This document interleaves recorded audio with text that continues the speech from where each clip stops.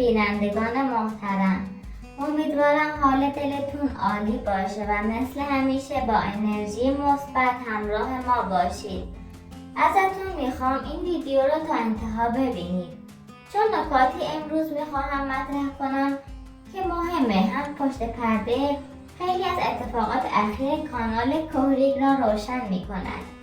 قبل از اینکه وارد نقد و بررسی امروز بشیم، لطفاً در کانال دوم عضو شوید.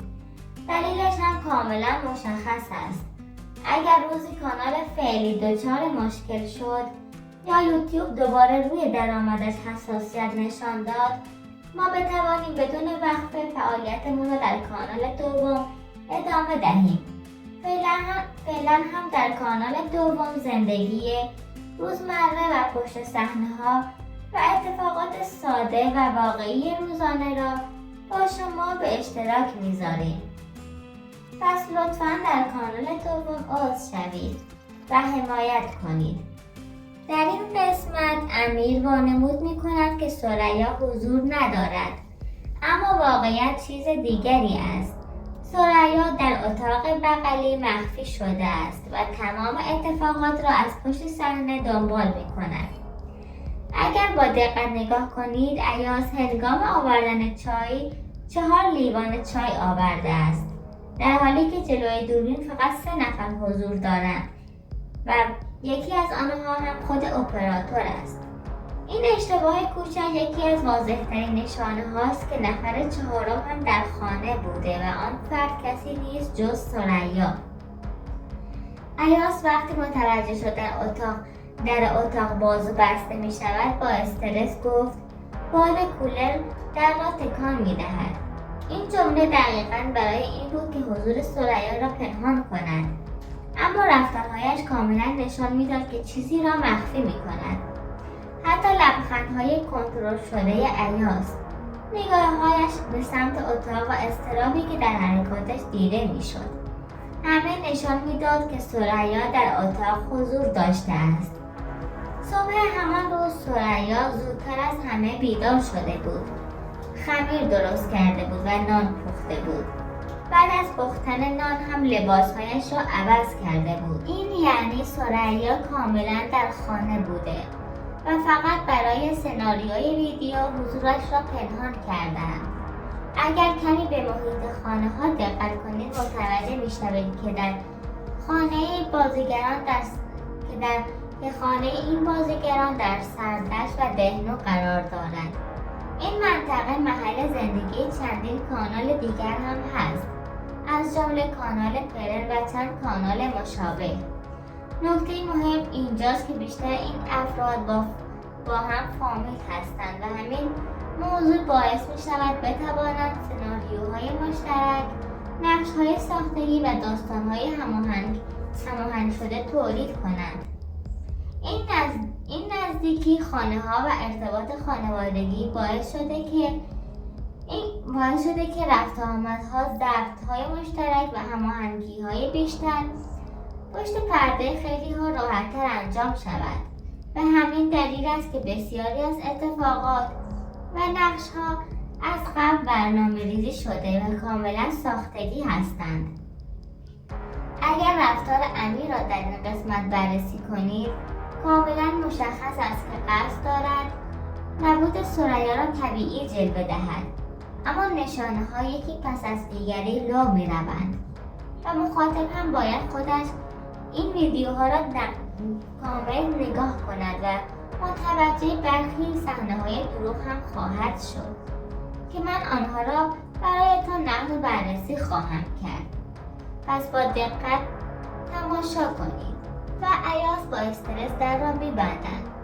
4 لیوان چای می‌آورد. نگاههایش به سمت اتاق می‌رود. حتی لبخندهایش نشان می‌دهد که یه چیزی را پنهان می‌کند. اینها نشانه‌هایی هستند که ثابت می‌کنند ثریا در همان صحنه هم حضور دارد. و یوتیوب در ماه‌های اخیر حساسیت بسیار زیادی نسبت به خشونت، حضور کودکان در صحنه‌های درگیری و نقش‌های ساختگی خطرناک نشان داده است.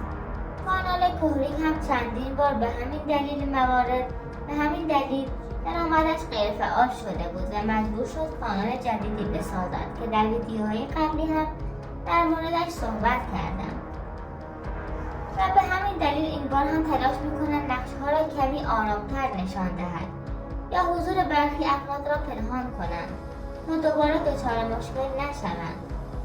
اما این پنهانکاری معمولاً اشتباهات کوچیک را لو می‌دهد. مثلا همون 4 لیوان چای یا باز و بسته شدن در اتاق. در مجموع این قسمت یکی از واضح‌ترین نمونه‌های پشت پرده نقش‌های ساختگی کانال کوریگ میباشد. ثریا حضور داشت اما برای سناریو پنهان شده بود. ایاز چند بار اشتباه کرد و حضور او لو رفت. خانه‌های نزدیک هم هستند و همه فامیل و اقوام طایفه حسین‌پور هستند.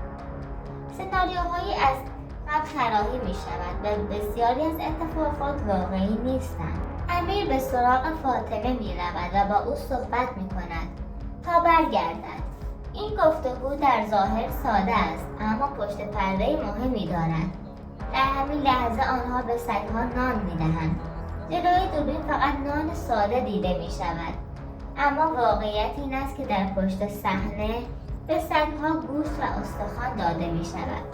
این تغییر کوچک در تصویر برای این است که بینندگان تصور کنند خانواده امیر و خود امیر درآمد کمی دارد و توانایی تهیه غذای بهتر را برای حیوانات ندارند، در حالی که این هم یک دروغ دیگر است. غذای سگ‌ها و فریب مخاطب. اگر دقت کنید بارها در ویدیوها نشان دادند که سگ‌ها فقط نان خالی می‌خورند، اما در واقعیت پشت دوربین غذای کامل شامل گوشت و استخوان به آنها داده می‌شود. این صحنه سازی ها دقیقاً برای این است که مخاطب باور کند درآمد کانال پایین است و خانواده در شرایط سختی زندگی می‌کند، در حالی که حقیقت کاملاً برعکس است و نمی‌توانند به این راحتی مخاطبان را فریب دهند. امیر در گفتگو با فاطمه میگوید باید بروم سر کار تا بتوانم ثریا را طلاق بدهم و پول مهریه و حق او را پرداخت کنم. این جمله در ظاهر منطقی به نظر میرسد، اما واقعیت این است که امیر نیازی به کار کردن ندارد. امیر از یوتیوب درآمد بسیار بزرگی دارد. ماهانه بیش از 25,000 دلار، یعنی چیزی حدود 5 میلیارد تومان برداشت می کند. این رقم آنقدر بالاست که نه تنها هزینه های زندگی بلکه مهریه و تمام مخارج دیگر را هم پوشش می دهد و حتی به راحتی می تواند چندین زن اختیار کند و با آنها ازدواج کند.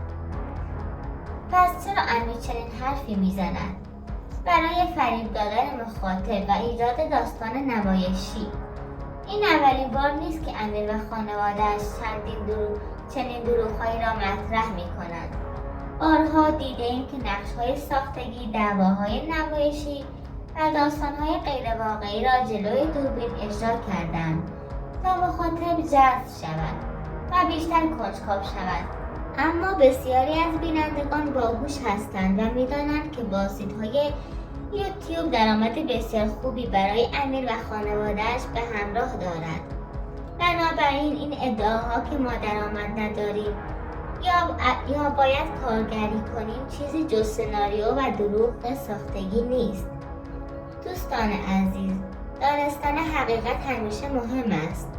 خیلی از کانال‌ها تلاش می‌کنند که با داستان‌های جعلی مخاطب را فریب دهند و احساسات او را بازیچه کنند.